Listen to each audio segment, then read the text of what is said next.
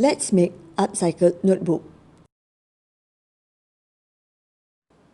The materials needed are single-sided printed papers, stapler, a pair of scissors, washi tape or stickers, and cardboard such as cereal boxes for the cover page. Firstly, fold the papers into half and cut along the folded line.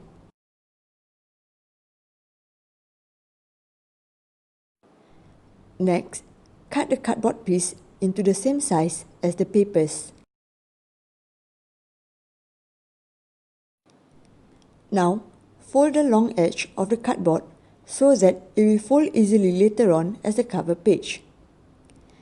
Staple the cardboard and the papers together by stapling along the folded line. Finally, cover the bind with washi tape.